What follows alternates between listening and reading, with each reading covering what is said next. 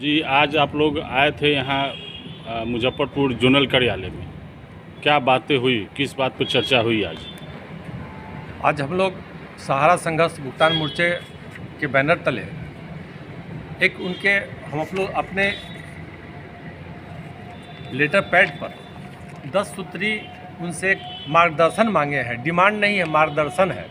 मार्गदर्शन इस बात का है कि जो सहारा इंडिया में कोऑपरेटिव के अलावा जो और अन्य पैसा जो जमा है, उस पैसे के भुगतान की प्रक्रिया क्या कर रहे हैं, वो पैसा कितना है, टोटल मुजफ्फरपुर वासियों का कितना कोऑपरेटिव मिलाकर जितने भी अन्य संस्थाएँ हैं, उस संस्थाओं के माध्यम से टोटल कितना पैसा जमा है, ये बताएं।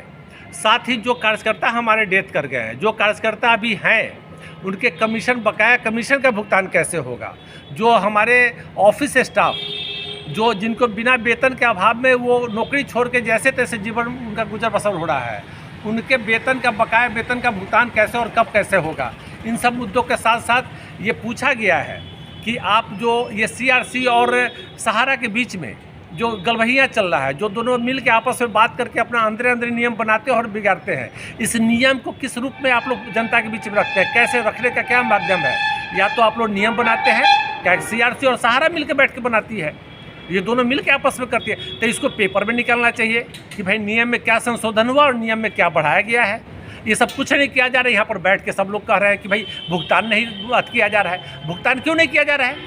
जब 22 मार्च 2023 को दिल्ली हाई कोर्ट के द्वारा इनके एनआई पर रोक लगाया गया, नया खाता लेने पर रोक लगाया गया, नया पैसा लेने पर रोक लगाया गया, न कि इनके द्वारा पैसा भुगतान करने पर रोक लगाया गया।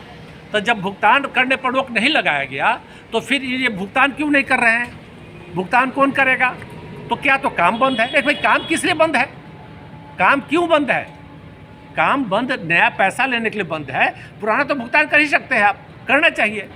एमआरओ करते, एमआरओ कहीं नहीं लगा हुआ है। तो इन सारी बातों पर हम लोग लेकर अभी जोनल महोदय से भेंट करने आए थे। यहाँ अभी समस्तीपुर और मुजफ्फरपुर दोनों के जोनल चीफ यहाँ बैठते हैं, लेकिन जब भेंट करने गए तो कोई जोनल चीफ नहीं थे।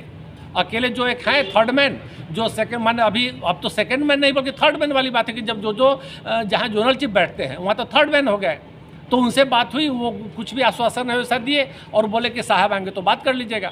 तो हम लोग इन मुद्दे पर इस मार्गदर्शन मांगे कि आप दें, और साथ ही इसकी प्रतिलिपि हम लोग जिलाधिकारी महोदय को कर रहे हैं। इसकी प्रतिलिपि हम लोग बिहार सरकार चीफ सेक्रेटरी साहब को कर रहे हैं, बिहार सरकार वित्त मंत्रालय के जो सेक्रेटरी साहब हैं उनको कर रहे हैं, ताकि इस पर हम लोग को मार्गदर्शन मिले और हमारी जनता, जो गरीब, जो सीधी सादी जनता है, उनको हम लोग बता सके कि वास्तविक स्थिति क्या है।